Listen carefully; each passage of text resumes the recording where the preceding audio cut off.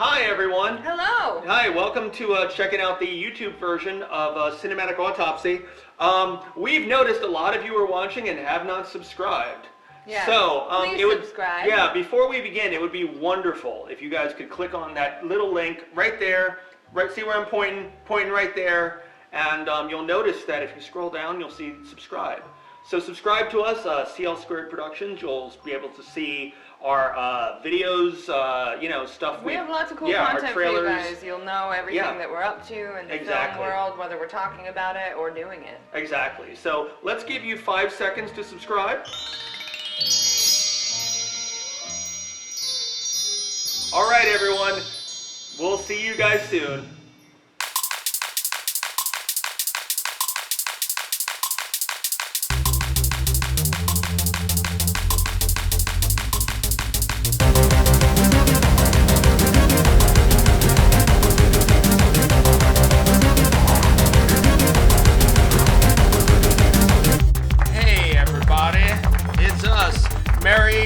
Merry Christmas. It is technically Christmas, isn't it? Yes, it is the Christmas season. Yes, it is. And, Peanut, how do you feel about that? Yeah, ambivalent. She's not going to make those noises when we don't specifically. Monkey, stay out of the washing machine, please. Okay. That is our Christmas wish to you. Stay out of the washing machine, please. Yeah. You know, I was going to wear, for the Christmas look, I was going to wear my glasses, and then I realized I can't read my fucking notes with my glasses on. So people wear glasses. It's so weird. Like, why do you have to have like different kinds of glasses for different lack of because seeing? I am nearsighted. These make it so I can see things far away. But now I can't. I actually need. There's a special thing you can get called readers. I think my mom has that. Yeah, that you put on the glasses that you own. Oh no, my dad has those. Yeah. So that you can read, but it's a big process, so I never bought them for myself. So, God, if you're real, thank you for giving me good vision. Yes. Thank you. Well, I ate a lot of carrots as a kid. So did I, actually. Yes. Didn't help. So. But it kept you in the Christmas spirit. Mm-hmm. We are drinking iced tea out of pickle jars. Yep. It's very exciting. I ate all the pickles first. Did you? No. I bought more pickles today. I know. Pickles. I was like, well, you don't eat pickles. Yeah, damn right. No. I am not a pickle person. But you know what I am? I'm Charles. Hi, I'm Charles C. Lincoln. Oh, yeah. Yeah, We're what a podcasting. Segue. Yes. And welcome to Cinematic Autopsy. Yes, I'm Chelsea. Hello. This is Peanut. The most important person on the show. Hi, honey. Yeah. Throughout this episode, you will probably see us making references to Monkey doing various destructive things. Monkey is the cat. And Gertrude probably snoring. Yes. And Peanut being cute. Yes. So we're going to we surround you with all these cute things, like for example the various members of The Office on. Oh no, this is the Many Faces of Dwight Schrute. Oh, there you go. Isn't he from The Office? Yes, it's all Rainn Wilson's. See, that's what I was saying. Yes. Yes, and Santa. Yes, although Fish Boy is missing from there. That's the Rainn Wilson one. That's really important to horror fans. Yes, it is. Yes. Mm-hmm. But that's what I always kind of love that when you show someone A House of a Thousand Corpses for the first time. Inevitably, they're like, Rainn Wilson is in this? Yeah. You know? It's so weird. Yeah. It's so strange. They totally forgot that he had an entire career before the fucking Office. Yeah, no. Whereas, like, most people, this is not a podcast about The Office, but whereas, like, other people, like John Krasinski and Jenna Fisher, who played Jim and Pam, were about to give up their careers and move back home. And then they booked The Office. Yeah. Whereas people like Rainn Wilson had this whole illustrious horror career beforehand. Exactly. Yes. And that's how we got Reed Richards. Of John Krasinski. Oh, yes. Doctor Strange in the Multiverse of Madness. Yes. Yeah. Even though now he's going to be played by Pedro Pascal. I heard that. Yep. So, anyway, on those notes, but one of the reasons why we're wearing such pleasant things today is because we're going to cover a most unpleasant film. Yes. A film called Martyrs by Pascal Laugier, which I'm sure I'm pronouncing wrong. Yeah, I'm a French woman, and I cannot French at all, so I can't help you. Well, that's not what the boys at high school say. Anyway. That's true. Gotcha. How did you find out? Yeah. So, anyway, so this week we are covering Martyrs. It was a 2008 film, part of the French Extreme. Mm-hmm. And it's kind of known as one of the more fucked up ones of the French Extreme. So It's severely fucked up. yeah, it is. But I also, when watching it, I realized I was like, this movie influences my tone and aesthetic so incredibly It's much true. that I felt like a fucking light bulb would like go over your head when you're watching this, and like, oh my god, this is Charles. Yes. This is where so much of Charles's like thing comes from. It is a thing. Yeah. The thing. Yeah. Yes. Like the thing in the basement. Monkey, no. Yep. Oh Jesus. No, Jesus is not in this movie. But it's a really interesting concept. Or and is he? That's a very good question. Yeah. Think about the end. Yeah, that's true. What I love about this movie, before we jump into it, is how there are still so many unanswered questions, and it really makes you think, too. Yeah. If you really think about it, the title has so much to do with the end of the film. So, It definitely does. Yeah. It's like, it's so fucked up that, my mother's always like, is there anything good I should watch? Because she's very into horror as well, and I might not even recommend this to her, because she'll be like, what the fuck is wrong with you? So, let's start from the beginning, where we see a little girl in her. Well, not. She's like 13. Yeah, she's still a little girl. What? What is happening? No, Alexa, off. No Jessica Jones. Thank you, though. Why did that happen? There are ghosts in this apartment. It was Monkey. Blame everything on Monkey. Yeah, why was she going on about Jessica I Jones? don't know. Okay. She's a silly girl. Yeah. Maybe I'll unplug her. Well, yes, keep Yeah. talking. So while we unplug our all watching, all seeing little friend over there. Yes. From the Amazon. So we start off with a young girl in her underwear. And by the way, my notes are on my lap, so I noticed last time it's very visible sometimes when I'm not looking at the camera. Excuse me. And that's why. You burped. I know. Peanut, are you taking my spot? Yes. Yes, she is. Monkey? She wants to do the commentary with me. It's Peanut and Charles's. Excuse me. It's Peanut and Charles's cinematic autopsy. I'm insane! Yeah, so there's like a 13-year-old girl, like, who's obviously it looks like she's been abused, and she's escaping this warehouse creepy type looking place. Yes, likely tortured. Yeah. Yes. And we find out it cuts to black, and we find out this is October 10th, 1971. Yes. I thought it was October 16th, 1971. I don't think that matters. No, it doesn't. I just want to be right.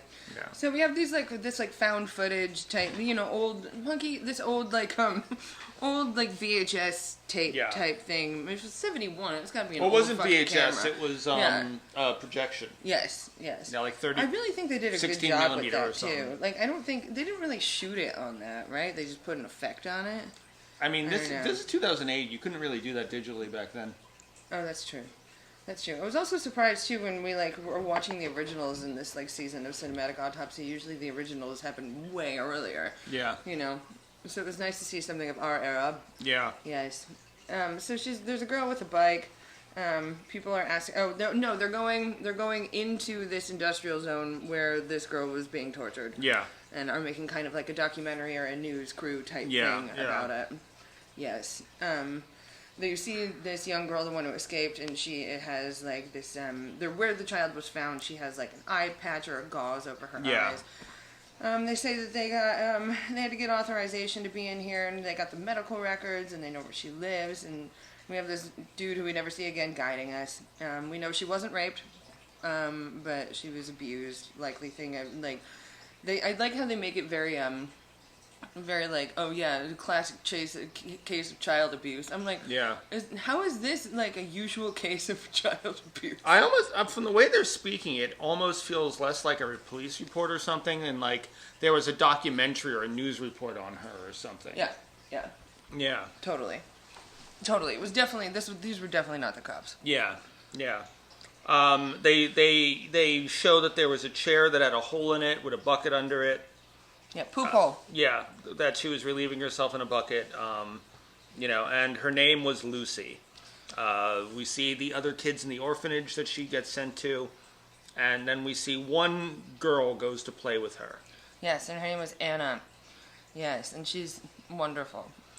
She's helpful. You know, it's good to find a friend in a place like that. I really enjoy just how this shows them growing up together. Yeah, yeah.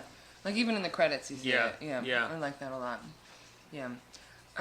So Anna's being interviewed by someone, and there are cops around, and you can tell she's very scared.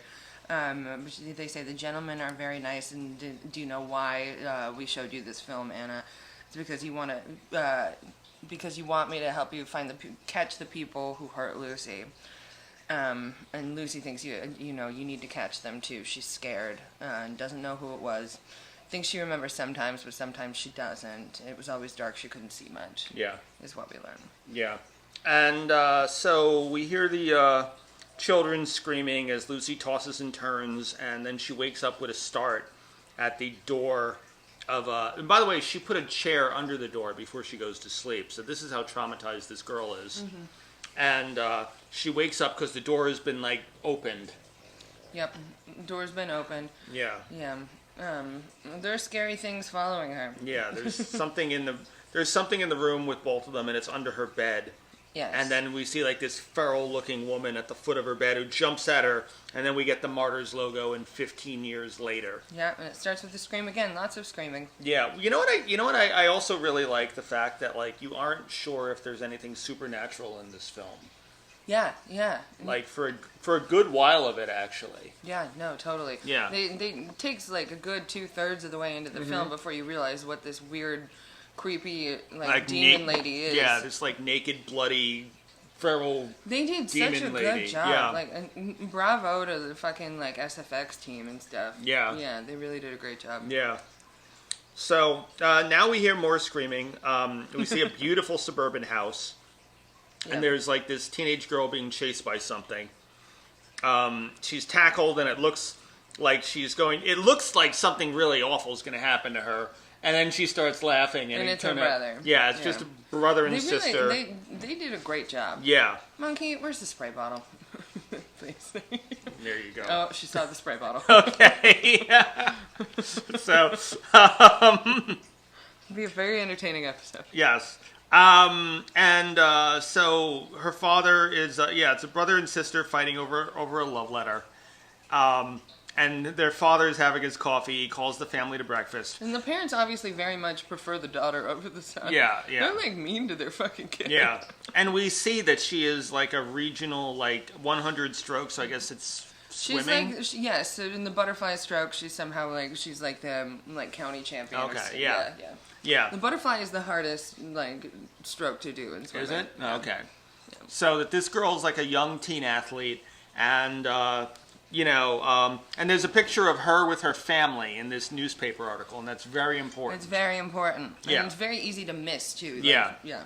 So meanwhile, the mother of the family is out fixing pipes in the backyard. She's just like dug obviously dug this giant trench. Yeah. Yeah. And Yeah. she's plumbing. She's fixing some water breaking line, and the family's talking about how there's got to be something really wrong with her if she's feeling some sort of way if she's actually doing it herself. Yeah. Yeah. Because mom is never happy when she does the DIY thing.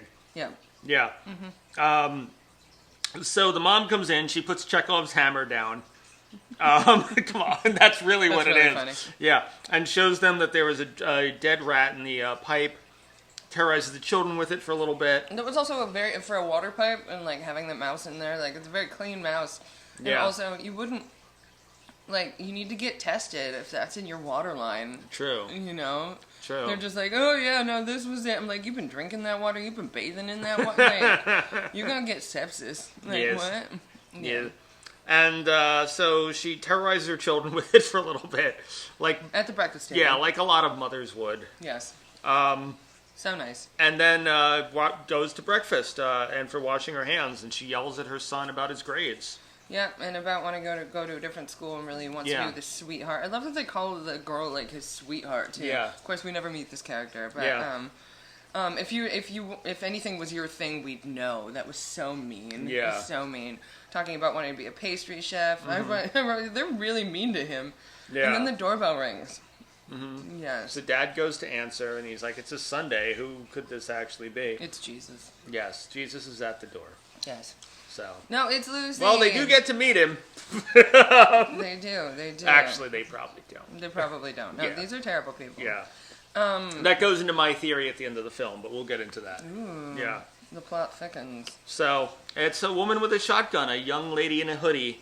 Yeah. And she shoots him and walks right in. How did you react to that when you saw that scene? Well, I knew it wasn't going to be good. I didn't think she'd get all of them. Mm-hmm. You know, when she started, so I guess that, you know, she shoots the dad immediately and it was like, oh, fuck. You know, definitely alarming. Gets the mom. I didn't think that maybe the kid thing would happen because she asked the son how old he is and all of that. I thought maybe there were like some sort of rules or something like that. No, but they all die. Did you figure right away it was Lucy, or did you think it was something? It had to be Lucy. Yeah, it had to be Lucy. Yeah, you know, I mean, you could very easily think it was anything else. Yeah, but yeah, no. I guess that's a question I had, like, because the actresses, like, I know they weren't. Definitely, the 10-year-old wasn't the same actress, but like they look so similar. The younger versions of Anna and Lucy. Yeah. And them, they did a great job with casting. It seemed like to me, I was just like, is this one of those things where they actually wait 10 years to film the rest of it? You know? That's why it was in 16 millimeter. Yes. Yes. By the way, actually really funny, have you ever seen The Tall Man with Jessica Biel? No. So he actually wrote the script for The Tall Man first. And was going to do that movie, and I can't remember what Gone Baby Gone is like. I don't either. However, that they're apparently so similar that he was like, "Shit, I can't film The Tall Man right now because people think I just ripped off Gone Baby Gone." Oh shit! So instead, he shot Martyrs. Well, thank God. Yeah, and then he shot The Tall Man years later when he could afford actually like a bigger budget, and they got Jessica Biel in it, and you know. I want to watch it. Yeah, that's cool. But yeah, which was his like first English language thing, which it wasn't originally going to be English language. Right. You know. But he got the budget probably with help from this movie. Because of this movie, he became like in underground horror circles. He became a really big name. Yeah. And she shoots the son. She shoots the mom. Little girl tries hiding under the bed, but that doesn't work either. You know, and she shoots her from behind too, which is a really like the shot of like the fucking coming out of the front of her chest and everything. The fucking like the effects are fucking awesome in this. They're really good. Yeah. So the gun woman starts to cry, Lucy, and she kisses the mother's corpse, asking, "How could you do that to me?" Yep. How could you? She shakes her. She's like smacking her own head. I wrote this fabulous acting. It really is. She goes to like she points the shot. I love this when she points the shotgun at them again, even though they're already dead, and then shoots the ceiling instead. Yeah. Like I'm trying to imagine the psychological, like what you had to go through psychologically in order to like do that as an actor, but also as like if you were the person doing that. Yeah. Yeah. Yeah, well, I love that they cut to the shot of all the birds scattering and or whatever. Oh, yeah. It's like this great, beautiful shot of just like the horizon and the trees and all this huge flock of like crows just scattering. It's awesome. Yeah, I actually had notes on how it was to do it. She found that found the shoot emotionally difficult. Every night when the actress who played Anna had an even worse time. Well, yeah, I can't imagine like having a good time shooting this. Yeah, she's like every night when I went to my room, I just cried because I was so physically and emotionally tired. All my scenes are violent. Yeah. And and purposely so that they would be kind of a them against the world type thing. He kept those two actresses separate from everybody else. Oh. Yeah. Like even the crew, like he kept them like away from everybody just so that they would bond with each other and like be close, Yeah, I mean like the chemistry is so real and so present. You can tell with the two of them. It was surprising to hear that they weren't like friends beforehand. Yeah, in real life. Yeah, so but I love, like I said, the shot of all the birds scattering. So we cut to someone in a car who's freaking out.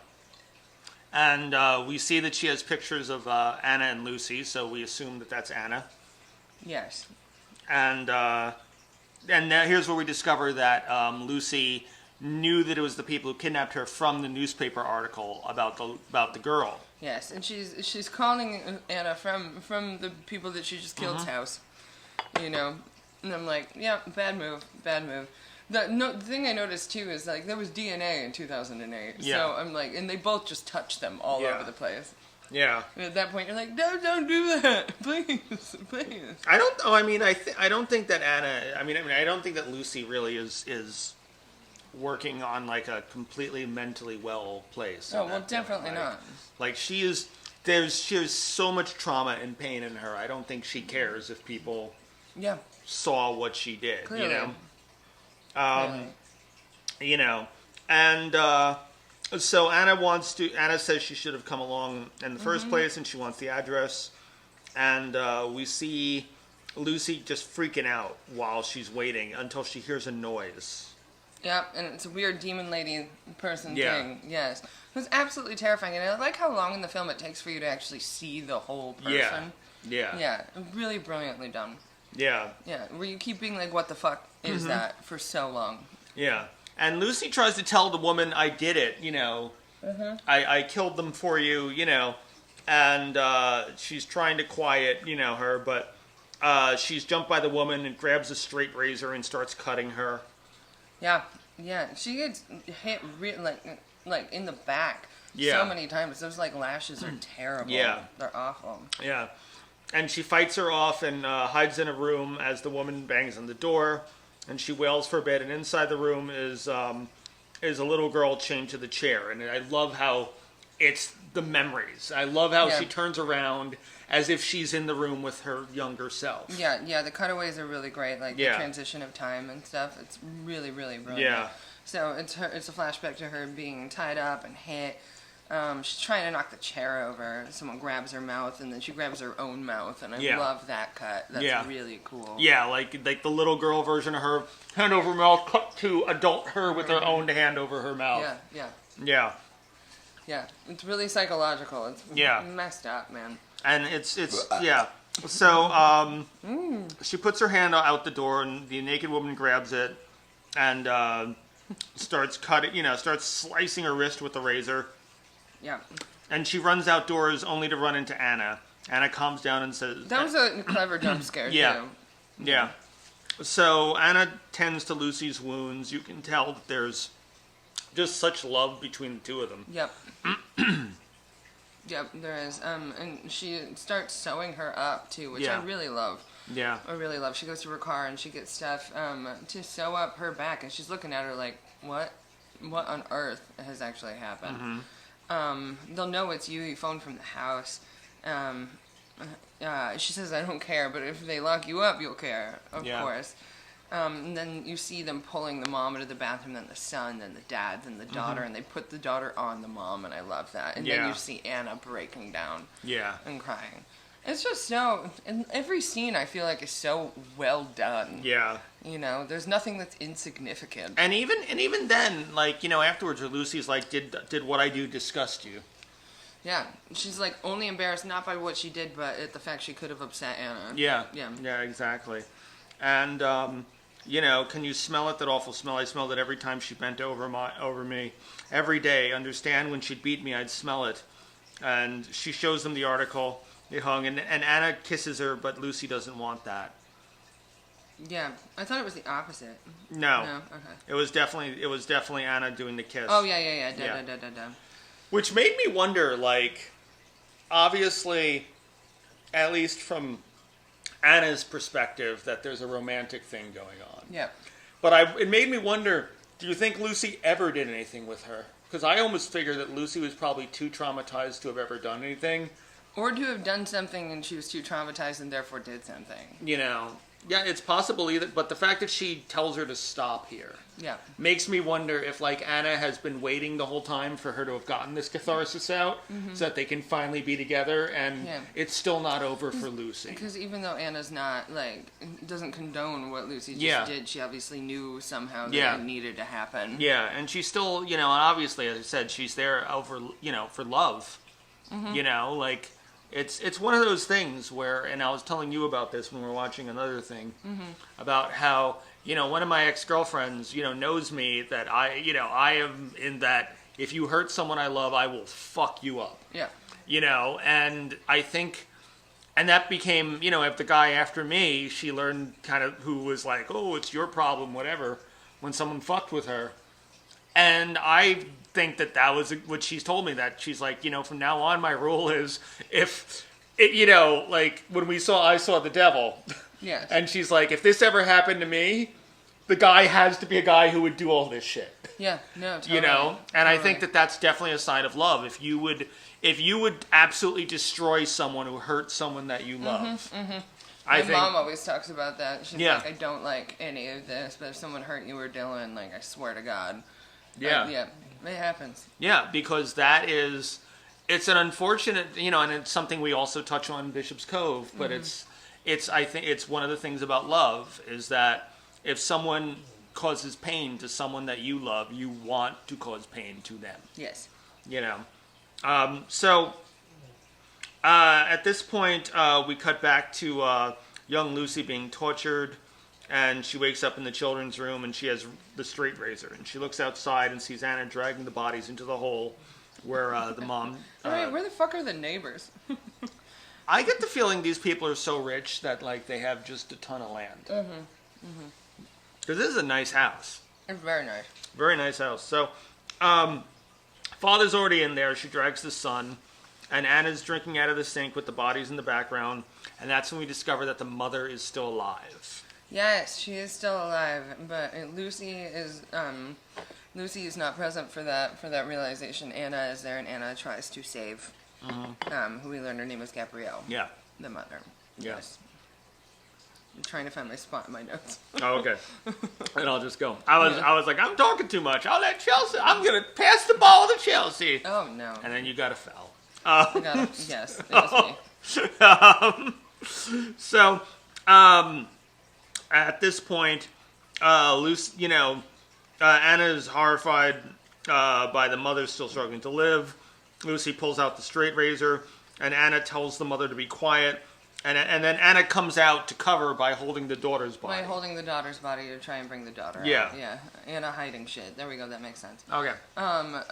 So Lucy's screaming, there's glass breaking, and the demon naked lady is after her. Yeah. Right, that's really creepy, that thing. What is it? And then what a fun role to play, I wrote, too. Like, that actress who played the crazy demon lady. Yeah. Like, how fun that must have been. Lots of screaming. Of course, Anna's probably terrified that she thinks that that Lucy found Gabrielle alive and all that.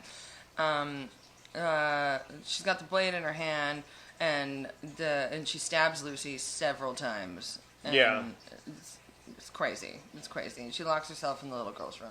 Yeah. And she says, "Leave me alone. I killed them, even their kids." Ugh, God, that killed me. Then we have a flashback to her in the chair again. Yeah. And here's where we definitely see it was Gabrielle Yes. who was torturing her. Yeah, so there's this weird smoothie that looks like pea soup or something that she's feeding her. It's something nasty. They're force feeding her. I just thought of it as gruel. Yeah. Well, you see later on that it's something they blend in a smoothie. Yeah. Yeah. But it's also, apparently it's so gross tasting that your natural instinct is to vomit it up. Yeah. Yeah. Yeah. Ew, now I want to puke. So she spits it out. There's lots of hitting. This whole thing is very violent. So Gabrielle goes and trips over one of the things that attaches her chain to the floor that she's chained to, and it seems like breaks her ankle. And so then she hears screaming as she's trying to run away, Lucy. And we find out this is pretty much the day that Lucy escaped, is Yes. what we're flashing back to. Yes. But on her way out, she hears screaming. She hears screaming and crying, "Don't go in there, you little slut, I'll fucking kill you." So then we see the still living demon naked lady chained to another chair in another room. And it looks like she has her mouth sewn Yeah, her shut. mouth is sewn shut, yeah. Ugh. Like when they show the close-up of her as the demon thing, she has the scars and pieces of thread that were, or wire or whatever it was. Yeah. That had sewn her mouth shut. Yes. I wrote, "Demon lady, is that you?"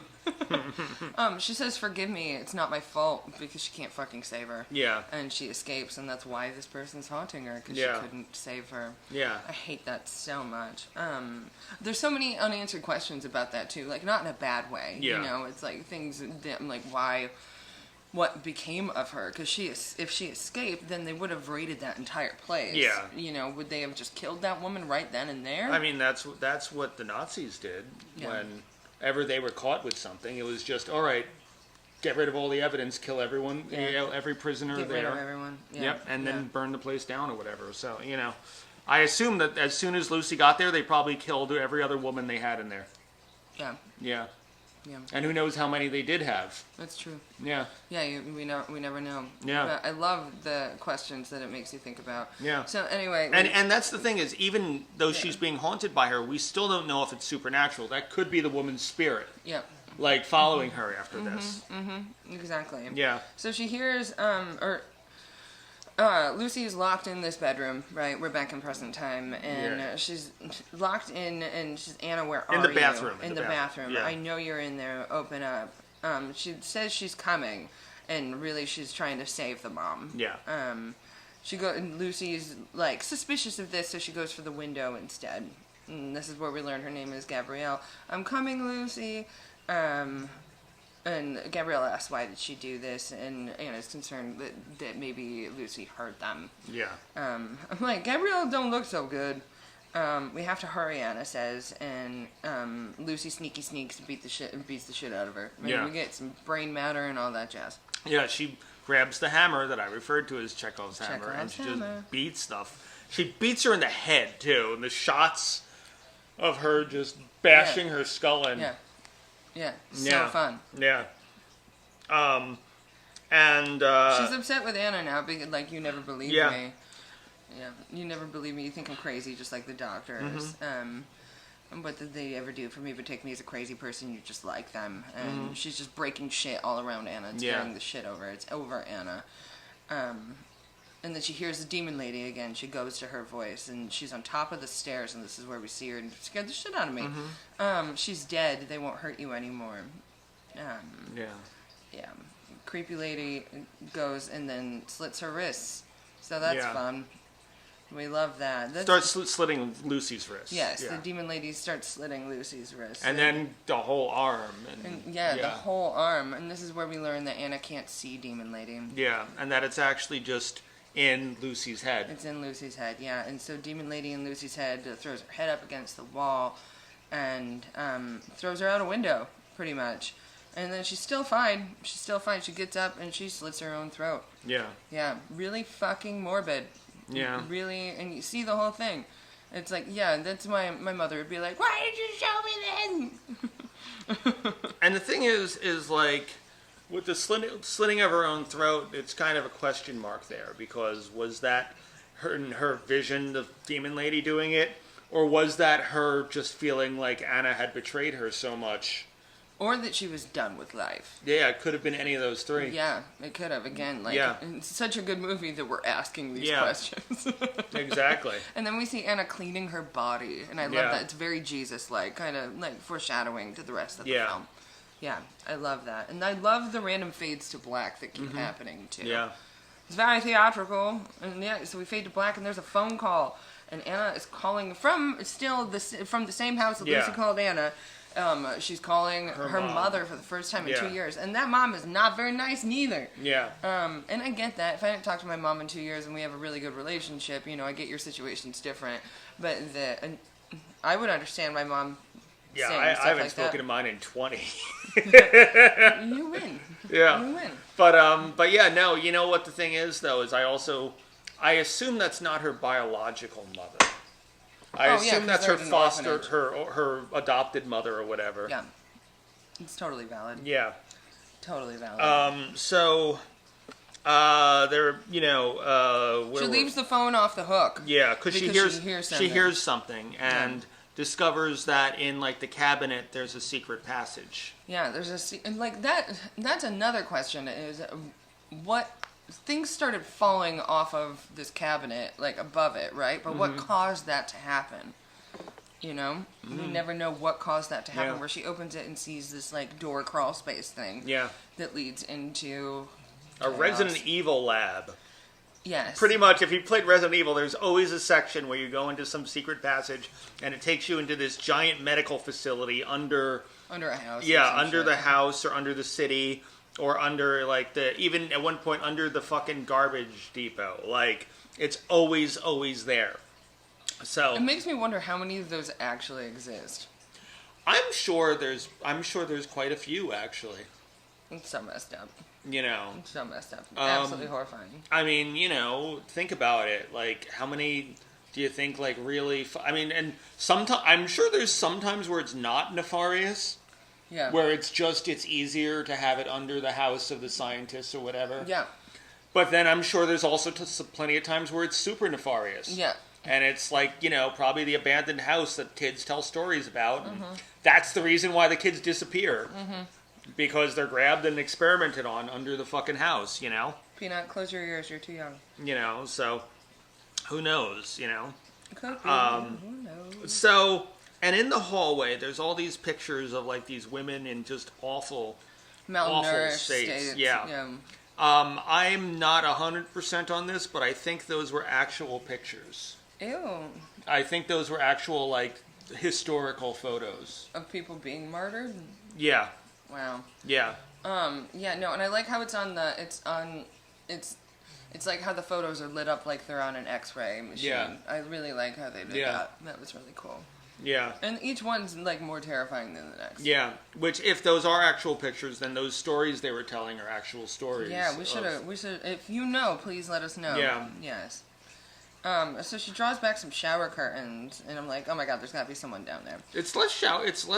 I mean, they look like shower curtains, but it's more There of is like... a shower down there. Yeah, but you know what I mean? It's more of Like a lab, like medical, I get, like I a always quarantine think of, yeah, thing. exactly, Yeah. exactly, yeah. Yeah. So the keys are in front of these black lab coats, right? And she sees a latch in the floor. She unlocks it and goes down a ladder, lets the ladder down, and absolutely terrifying what she finds, which is this really scared, skittish woman, obviously, that has this weird metal thing, probably definitely bolted into her skull. Well, yeah, it's bolted because they have the staples, and yeah. and they had to pull it out because. Yes. Yeah. But, like, you assume that it's bolted even before you even see Yeah. that. And it's covering her eyes, and there's a beam across the top of her cranium, Yeah. and there's, like, a chastity belt, and she's chained. Yeah. Yeah, really messed up. And, of course, she's terrified, and Anna tries to help her, because Anna's a really good person. Yeah. Yes. And in fact, from considering that was bolted into her skull, I assume the chastity belt might have even been, like, screwed into her hip bone. Yeah, probably. Yeah. Probably. Yeah. Absolutely. I mean, like, then you have no... If the whole thing and the whole system or stages of what happened in this movie are this science that they've figured out in a way, and they keep testing it, then what's the difference with this woman where she has that in her arms and like skin is like wax paper? You know, is it different experimentations to see what could lead to that, or is it that she failed and they're trying to like torture her more? Like, we don't know. Yeah, I mean, you also have to think of what the family were like. Yeah. You know, so it's entirely possible that this was, you know, Gabrielle's way of making sure that this person will never escape. Yeah. You know, by how, I mean, you know, suppose, say, Gabrielle trips, how's this person going to get out if she has a visor literally fucking attached to her face so hard that it rips her own fucking skin off when you take it off? Yeah. You know? Pleasant stuff. Disney movie. Yeah. Yes, definitely. So of course she's scared, and she like brings her upstairs and tries to help her and save her. And this is when she unbolts the thing from her head, and it's so visceral and so it looks so good. Yeah. It looks so good. Like, it would make people who don't, even people who are huge horror fans who don't make horror, would make you scream, like squeal. Yeah, absolutely. And she runs a bath for her, which of course she's freaked the fuck out about. I can't imagine how painful that bath could have been. Not only that, I assume, being she's been blinded and tortured for however, I mean, I would assume years, if not fucking months at the very least. Oh yeah, totally. But with the fact that the visor takes her skin off, I would say years. Yep. You know? Yeah. Plus the fact that there's not even any hair growing there anymore. Oh yeah. Well, I just thought her scalp was just ripped off. You know? Yeah. So, like, I would assume that when she felt herself going in water, she probably thought she was being drowned or something. Oh, totally. Yeah. Totally. So Anna tells this woman to rest, and she goes and she falls asleep she hugs Lucy and falls asleep next to her and says, "Forgive me." And she wakes up next to her to someone moaning, and it's the tub lady. Now I made her the tub lady. Yeah. Yes. And she's trying to saw her wrist off, her hand off. So that's normal. Yeah. Well, if you remember, what they reveal later is that she was seeing cockroaches. Yeah, so she was actually trying to get them the cockroaches off of her. Possibly even sometimes when people have hallucinations like that, they start seeing them under their skin. Yeah. Which might explain why she was cutting, like that. Yeah. She was trying to like fillet herself in a way. way. To get the roaches out for her. Yeah. It's messed up. Yeah. It's messed up. But it's one of the things that, when a person's psyche goes to a certain level, they start seeing stuff like that. Yeah. And even sometimes not even that, like sometimes even just like being awake for long enough. Yeah, after 72 hours you start hallucinating. Yeah, like I can tell you that I've stayed awake long enough that I started having auditory hallucinations. Right. I never saw anything. Oh, see, I've seen shit. But I would hear shit. I've seen shit when I've been awake for a couple nights. Yeah. Yeah, I would start hearing shit. Yeah. Yeah. Yeah. Done that too. But if you hear some snoring, that is Gertrude.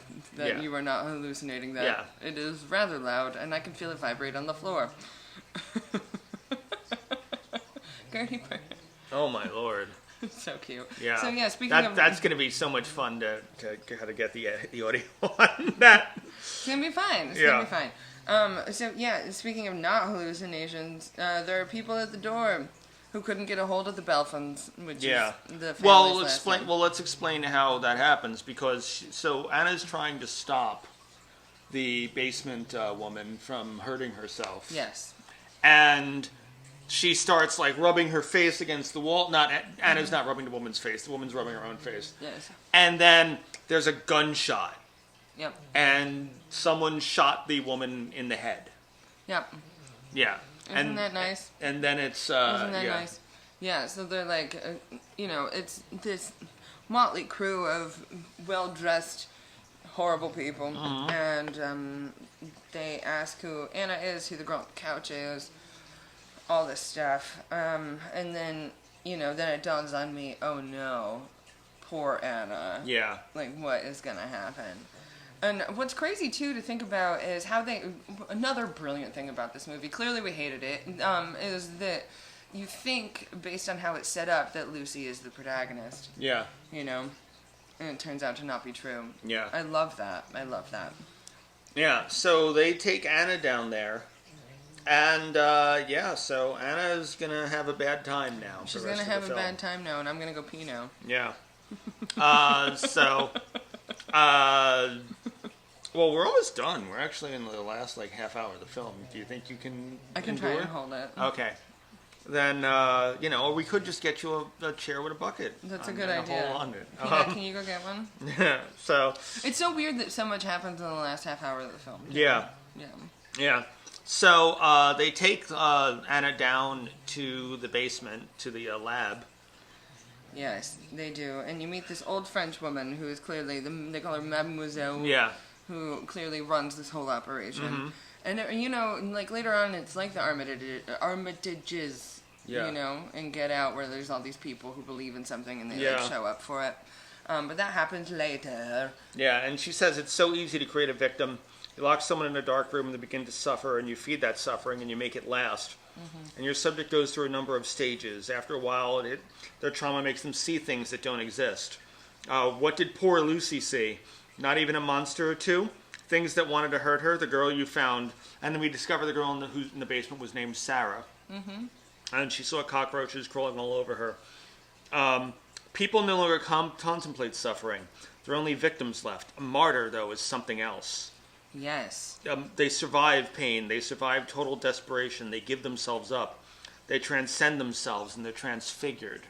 Yep. And that's when she starts showing the pictures of those various, women. And different stories about them, how one didn't believe in God, one was, a grocer, and, they're all really cool stories, but the thing that, connects them all is somehow you see that their eyes are all lifted up. Yeah. Yeah. At some point, while they're still alive. And all the photos were taken while these people were still alive. Absolutely. And as I said, some of them, it looks like severe burns. Another one, there's skinned alive. You see, like, I mean, at least the child suffering from malnutrition, maybe that was prosthetic, but otherwise that looked like a real, No, it did. like a real starving person. It did. You know. So she wakes up chained to this chair with the poop hole chair. Yeah. Yeah, she's trying to break the chains. You're not going anywhere. And it's also explained to her, by the way, that that martyrdom is not a notion of religion, because whether or not these women were religious or not, they still experience this. And she says that women are more responsive to transfiguration, young women. Yeah. And she says that's just how it is, young lady. Yeah, it's just classic case of wrong place, wrong time. Yeah. In a way. And then she literally just gets punched in the face to knock her out. Like, yeah. it's... There's a huge sequence of, like, her also being force-fed this yucky stuff. Yeah. And being beaten the shit out of, fade to black, and it seems like it just keeps... It's just a repetition of that. Yeah. For a very long time. But the thing is unlike when we saw Goodnight Mommy, where I felt that it just was solved in, like, one sentence. Yeah. Just saying that, Anna gets tortured doesn't really do it justice. Because it's not just... I mean, yeah, Anna does get the shit beaten out of her. Literally. Yeah. Like, this dude just is fucking beating her mercilessly. Yeah. Yes. But she also, like... I mean, they also cut her hair, which... That's the thing that maybe bothered me the most in the entire movie. Because you can just see that the actress is like... That she agreed to have her actual hair cut off. And like losing your identity and losing your hair. Like, I cannot imagine that happening to me. I would lose everything if I didn't have this. Yeah. And, and that's the thing. I mean, there's a psychology. It's one of the reasons why so many times when women are being, tortured or punished or whatever, they cut their hair. It's the a psychological thing on many. I would be very upset if someone cut my hair, but on women especially, because so much of your beauty and identity and everything. It's what makes me the most money in the world with my hair. Yeah, but even like just never mind you just as a professional, like women, your identity is so much of it is tied to your hair, to beauty and all that, and it's changed a bit in modern times. But still, even if it's okay to have short hair now, still having someone tie you to a fucking chair and you can't move while they're just carelessly cutting at your hair. Yeah, it's the thing that bothered me the most in the movie, for sure.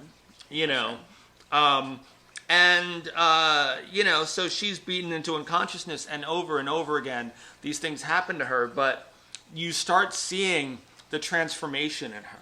Yes, and she starts hearing Lucy's voice. Yeah. Yes, going along with the whole, like, there's so much trauma in you, you start seeing things, or hallucinating things. And, like, I mean, the scene where she's, like, gently touching her own face and stuff is so... Yep. It's like she's been deprived of any sort of care or affection or anything feeling good for so long that she's even... Yeah.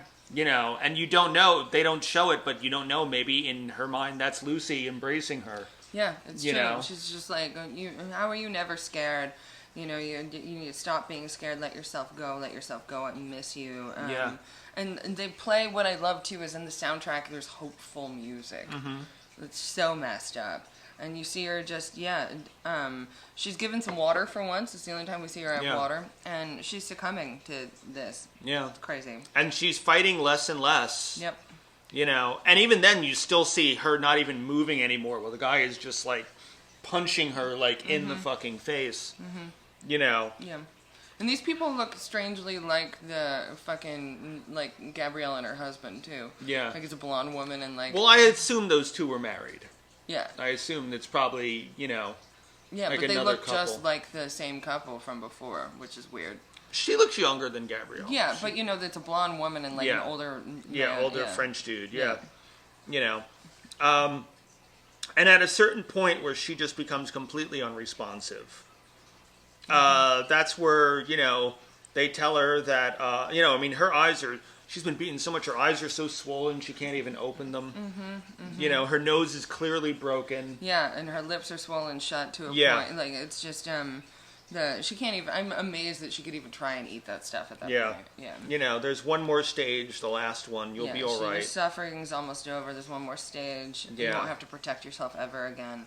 And these doors, the lights, these window lights come in through the door next to where she's the been operating chained. room. Yes. So there's a guy who comes in with a mask and scrubs, and they put her in this circular type machine and fasten her down. They lock her head, her feet, and her arms and her wrists, and they seatbelt her in a way, lift her upright and then upside down, cut her clothes off. And I love the slow breathing that she does in that, and how they had that shot. And and then they cut, and then when you see her next, her skin's all gone. Yeah, they've literally cut all of her skin off except her face. Yeah, which is just like, you got to be a really good surgeon to be able to do that too. You know. Yeah, that's well, crazy. I mean, you can do. Here's the thing that a lot of people don't understand about that is people assume that will kill you. I thought it did. I thought it would. You do not die from having your skin removed. You die from the infection that comes from it. Which is why you see her in that tank of stuff. I assume it's probably literally like disinfectant or Something whatever. to keep her alive. Yeah. Yeah, that's disgusting. Yeah, because when your skin is removed, you die of the infections from it. You don't die just from having the skin removed. Yeah, this guy showers right after fucking skinning someone. Yeah. That's crazy. Yeah. And then the woman's making the smoothie of the food that she usually eats. So she's still alive. Yeah. And that's when she enters that stage where we see her eyes match like the other women's eyes. Yes. And we see just like briefly through her eyes, and we see what looks like heaven. We see, all this. And so meanwhile, they tell Mademoiselle that she's reached this stage. And they're really excited because they haven't, like, they're so excited about it. Like, the woman, the blonde lady, even, like, screams about it. And you think something's wrong, but she's thrilled. Yeah. About it. So they call her in, and this is when they call in, like, an army of people, too. Yeah. Who believe in this thing. Well, they don't call yet. the army of people yet, because Mademoiselle goes and speaks to her and asks her, what do you see? And she says a bunch of shit, and she whispers in her ear. Yes, and you never know what it is. Yeah. Yes. I wrote, what does she say? What does she say? So now all these people believers come. Yeah. And, to find out what is in the next life, what is beyond death. Yeah. And they also they also made the note of how many women was it? It's been 4 beforehand. Yeah, that they've actually reached martyrdom with 4 women, and Anna is the first one to actually say what happened. Say what happened. So all these believers come to hear what she had to say. Really? Well, no, they don't even know that she said anything to Mademoiselle yet. No, they do. They do. Yeah, but they don't know what she said. Yes. But they're all there to hear it. You see all these like very rich people, you know, all coming and. This guy goes on the stairs and says around 12:15 p.m. Anna, however you pronounce her last name, was martyred. Exceptional being, 17 years. She's the 4th, but the first relayed what she's seen between 12:15 and 2:30.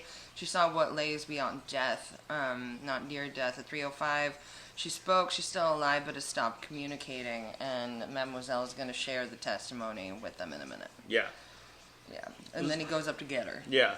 So, and she's removing her makeup, Yes. And she's like, so there is something, of course. Was it clear? Crystal clear. And precise. It admitted of no interpretations. And then she takes off her headscarf. And can you imagine what there is after death? Are you all right? Can you? No, he says. And she grabs a gun out of her purse and shoots herself. But says, keep doubting. Oh, I thought it was keep imagining. No, keep doubting. Oh. So, what do you think that is? What do you think, what made her do that? I get the feeling that kind of Anna told her, basically, because you guys did this, you'll never see heaven. See, I was thinking that she wanted to end her life because what was after life was so good. Yeah. Yeah, it could be anything. That's but what's so great about this movie. She looked upset. She looked very upset. Yeah. And I think that, honestly, that's what I think Anna kind of told her, is that, because you've done this, everything you've done is a waste. Yeah. See, and I thought the opposite. Everything is up for interpretation in this movie. Yeah. It's so good. And so we get the definition of martyrs, a witness. Yeah. And we see Anna in the tube of disinfectant or whatever with the expression, of her witnessing what's to death, and we cut to credits over footage of Anna and Louis, Louis the Lucy. 16th. Yes. And Which Mary was- Queen of Scots. Yes, and Lucy growing up, and there's no music. Yeah, I love that there's no music. Yeah. Yeah, and that's the end of the movie. It's a Yeah. fucking brilliant movie. I also have to say, one of the other reasons, the more I read about the film, it's one of the reasons why I think that she also learned that there would be nothing that she would ever see. Because Pascal Laugier, Yes. she said that he wrote this during his suicidal depression. Ah, Yeah. He said, and he was also inspired by the final shot of The Passion of Joan of Arc, which I've never seen. I have. Can you speak on what he's talking about then? No, it's just like and I guess now I'm putting that together. Anna is very much like Joan of Arc, sacrificing everything. I mean, she's doing it with force. I mean, like Joan of Arc obviously wasn't skinned, but there's Yeah. that moment of just complete letting go, Yeah. letting go of oneself for the greater good in a way. Yeah. Yeah, but Joan of Arc did it of her own free will. Yeah. And he also, and it was rejected by every major studio in France up until actually a TV company bought the rights to it, called Canal. And Mylene Genopoyoy, who was cast as Lucy, was drawn to the project after being profoundly affected by the screenplay. When I chose this movie, my agent told me maybe it's not a good choice as an actress. And he told her that she should start with a comedy, but she said the script was amazing, really amazing. I knew this would be a film that people would either love or hate. And Marjana Aloy, who was cast as Anna, said, the first time I read the script, I was like, wow, I have to be a part of this. After Pascal cast me as Anna, I started rereading it every page. I was like, oh my God, how am I going to do this? I'm going to die. And, yeah. And then Laugier, I guess, is it Laugier? I don't know. Yeah. But he spent Sorry. 2 months rehearsing with the two of them. Okay. Yeah. And it actually was shot, oddly, it wasn't shot in France. It was shot in Quebec. Interesting. Yeah. And, the main difficulty was keeping the actresses in a heightened emotional state, and that's why they kept them isolated from the crew. The special effects were designed by Benoit Lestang, who committed suicide prior to the French theatrical release. Fuck. Yeah. Wow, that's dark. Yeah. The film features a mixture of both practical and digital special effects. The digital effects were so good I didn't even notice. Yeah. And there was actually a battle. One thing, if you know anything about France, the French certainly love protesting things. Shut up. They really, really do. And this movie was given an 18+ certification. And apparently the whole fucking French film industry, protested this. Wow. And, he said in France, when you get an 18+ rating, your film is dead. It's like a porno. It's like XXX. It was a way for them to censor me without asking me to cut anything. So we fought a bit, and I was surprised by all the unions in the French film industry. I was surprised. It was a matter of principle, even for people who didn't like the movie. It was a matter of freedom of speech and expression. Dang. Yeah. So then the film was bought by the Weinstein Company. So weird. And it was not notorious plant masturbator Harvey Weinstein, but his brother Bob Weinstein, who ultimately was so revulsed by the film that they actually chose not to release it, even though they bought the rights to it, which is really shitty. Yeah. Think about that. They bought the rights, so now no one else can release it. Yep. So it never received a theatrical release in America. Yep. It went straight to DVD over here. That was pretty much about the making of it. Yeah. Unfortunately, we have to watch the remake next week. I've heard terrible things from Yeah. Charles. I've skimmed it, and everything I saw was me going. You haven't seen it? I haven't seen it all the way. But it's one of those things where I would skim it, watch for 5 minutes, and go, "Oh no, what the fuck did they do here?" Jesus. And yeah, it gets worse each thing I watched. Well, don't spoil anything, Yeah. because I will just be miserable on my own while Yeah. watching it, yes. Well, we probably should watch it together because it's Yeah. leaving Tubi. At the end of the month. Yeah, no, the end of the week. Oh, The end of the week. yeah. Okay. Yeah. Because it's December. Yep. Yes. Well, it would be the end of the month, wouldn't it? Yes, Actually, it it would be. Thinking about it, the end of the week is the end of the month. Happy New Year. Yep. Happy New Year! Do, do, do, do, do, do, do, do, do, do, do, do, do, do. Are you Adlon signing me? Yes. Yes, I am. So, but yeah, so that was Martyrs. That was Martyrs. Yes, a film for the whole family. Yes. If you're going to shoot them with a shotgun. Except for my mother. Yes. Well, don't shoot your mom with a shotgun. No, I meant... Fuck you. I wasn't testing your family. I was saying other people's family. Everyone's family. Yes. You knock on the door, boom. If you have a secret lab or medical facility in your basement, this film's for you. Yes, Yes. exactly. But yeah, no, like as I said, this was a very big part. So having seen this, because we recently spoke with Don and Nelly at the horror countdown podcast. Are you interested in seeing more French extreme films after this?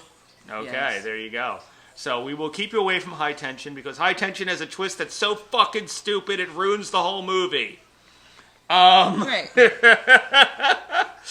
I know I've had people I'm not even going to tell you what the twist is, but I've had people try to defend it, and it's literally one of those horror fans of those movies are in two groups. Of the Okay. people who's well, it can be defended, and people were no, it's fucking stupid. Yeah. So, Yeah. but yeah, well then I will show you more French horror. Yes. in the future. Oui. Motherfucker. Do a chair and a hole in the chair. But anyway, so Poop chair. I guess you No, could poop, Charles, no. you put both in it, but you don't. It's not just a poop chair. That's true. Yes. Anyway, so we want to thank you for listening or Yes. watching. If you are not watching, you're missing my beautiful Christmas ensemble. It is very Christmassy. Yes. And you're missing the Many Faces of Dwight Schrute. Yes, the shirt of Schrute. Yes. The Schrute shirt. The Schrute shirt. Say that 5 times fast. It's Schrute. We'll say it 5 times fast. Schrute shirt. Shoot, fuck you. So, anyway, Chelsea, where can people find you? You can find me at Chelsea.LeSage on Instagram and on Cameo at Chelsea. Cameo.com/Chelsea.LeSage. Where can they find you, Charles? I can be found at Instagram on charles.d.lincoln. And, pardon me, you can contribute to the cause of independent cinema by going to my Patreon at patreon.com/ or / as Chelsea says, Charles D. Lincoln, one word. Yes, or you can find him coming down your chimney. Only if I get really horny. Anyway, and you can find us together. At CL Square Productions on YouTube, Facebook, and Instagram. Boom! Boom, motherfucker! Yes. Monkey. Okay. Yeah. But thank you, and we'll see you next week, guys. All right, take care, everybody. Bye. Or wait. What? We should do it the French way. Au revoir. Au revoir. Au revoir. Auf Wiedersehen. No, that's, no. That's German. Yeah.